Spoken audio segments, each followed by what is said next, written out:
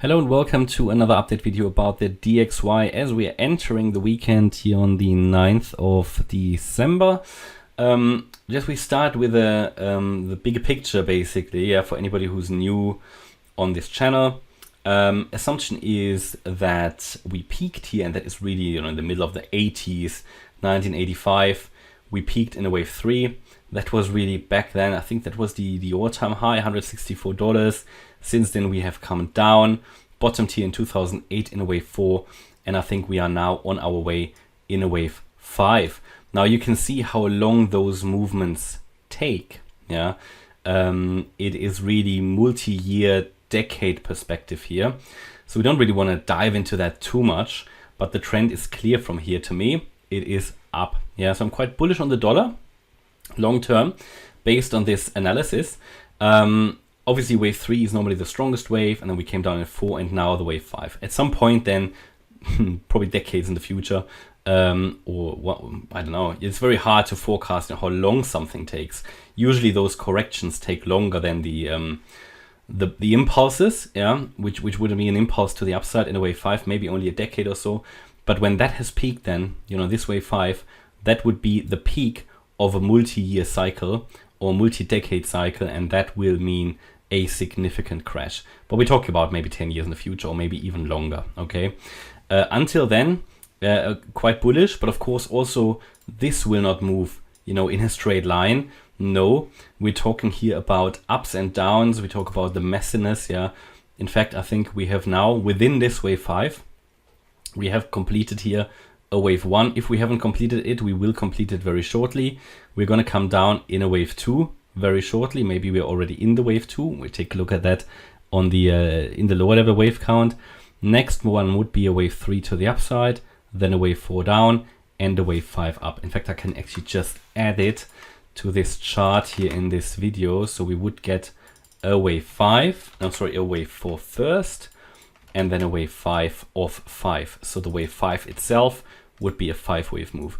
Now, what have we done here? Where we bottomed here in the wave 4 in 2008, and we moved up in 5 waves. This is not an impulsive wave structure, but it's a leading diagonal in 5 waves, 1, 2, 3, 4, 5. I think we could have topped here in November, October, November this year, and this could probably be, as I mentioned, the wave 1 of this wave 5. So let's zoom in. This is obviously the 2-week chart. You can actually see that on the 2-week chart here, it's actually quite a significant one, that we were quite high on the MACD. So we have actually crossed bearish on the MACD in November, indicating that, the move up could be done.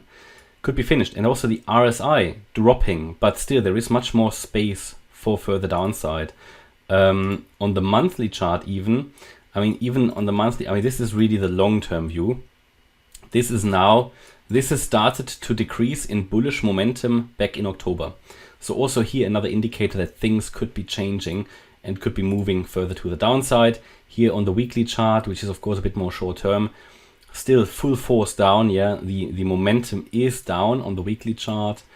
The 4-day is slowly turning, and that would be in line with my analysis. So we take a look at that. Actually, 4-day chart is obviously even more short-term and gives us an indication that yes, short-term we could see some upside again before we come down even more. We take a look at that in the analysis now. So I go to the daily chart now. And the daily, by the way, shows that we could have nearly bottomed here. We've got a bullish divergence on the RSI. Because if I take a look at the price, you can see that we are coming down further here, making lower lows, whereas we make slightly higher lows on the RSI. So it means that this move down could be nearly done. Does it mean the entire wave 2 is finished that I just talked about? No, of course not, because also a wave 2 doesn't move in a straight line. The wave 2, which is a corrective wave pattern, usually moves in an ABC pattern. So there should be a B wave to the upside coming very, very soon. And we take a look at that detail now. So if we say this 5-wave move, in a wave 1 peaked here in October, that's what we just talked about when we looked at the bigger picture. Could have topped here very much in October. And we're now moving down in the wave 2, as I said. Okay, and so if we say we topped here in a wave 1, we then came down in an A wave. That's currently my view. I think this A wave is nearly finished. It could come down a bit lower, but then I would expect it to reverse, to move up in a B wave. That could go into the region around $110 roughly, yeah, and then it would come down in a wave C. That would be my primary expectation. And we maybe talk about $100, $95. I think it could really, in this C wave then, come down and find support at this channel. Yeah, depends on when we hit that channel, but that seems to me quite likely if we don't even break the channel, okay? Because if we really look at what would a retracement in a wave 2 normally do, so let's just roughly look at the Fibonacci target. So the first target for a wave 2 that's really relevant, we're talking about $93 really, yeah? So we might actually break the channel support. We don't have to. Yeah, a wave 2, there's no rule that tells us a wave 2 needs to reach at least the 50% fib level. But we've got the 61.8, that's quite likely for a wave 2. And in a very bearish environment, it could even reach here the 78.6% retracement, $80. But then it would be a very long wave C. So I'm currently looking at maybe the area around $93 to $87 being quite likely for the C wave. But before we do that, we will probably see the move up in a B wave. We saw that indication already on the daily chart, on the RSI, yeah, that I just showed you, the bullish divergence.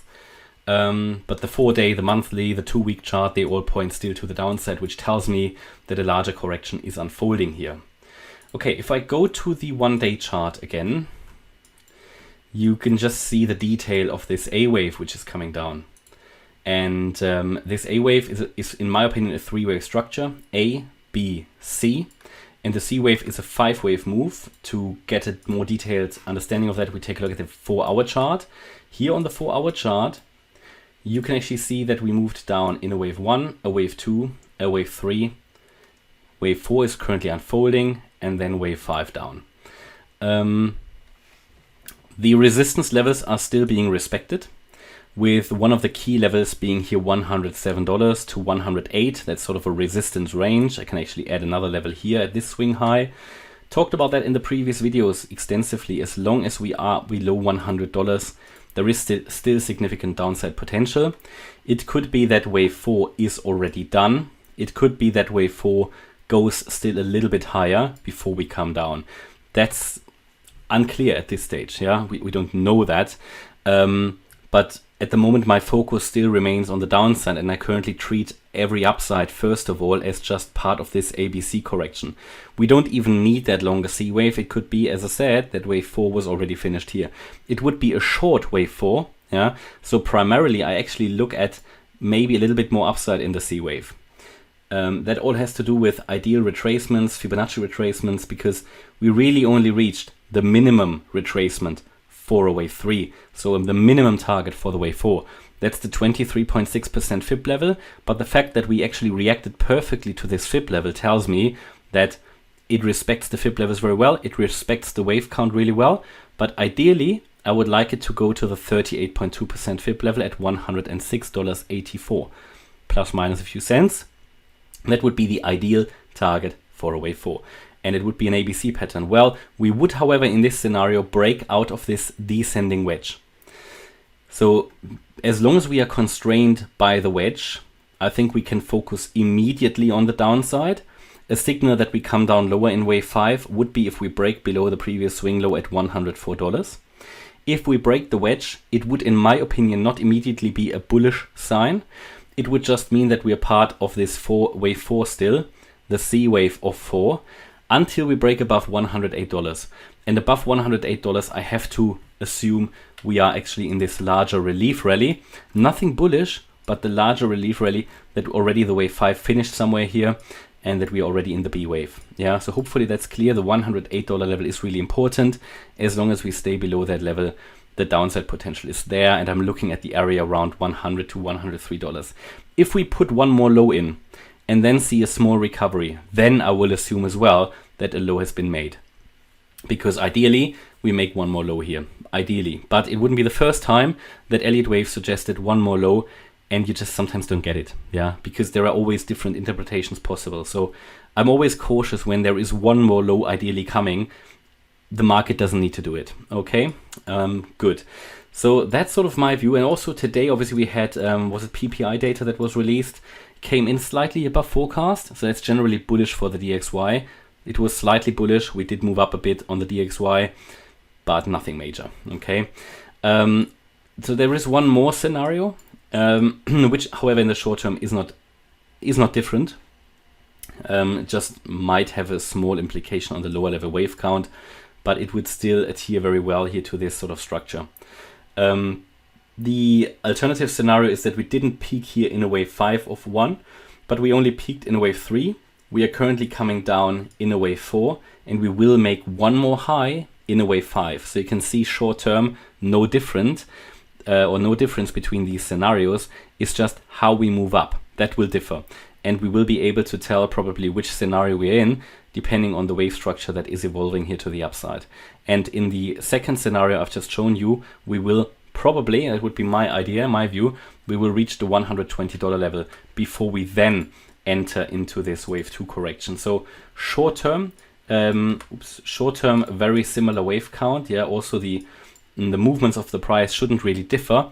It's just in the second scenario I showed you, this wave will go higher, and it would be a wave 5 and not a wave B. But yeah, in both scenarios I would expect a low being in place here very shortly, then a move up, and then we come down. Okay, so it will be interesting. I'll keep you updated about the DXY.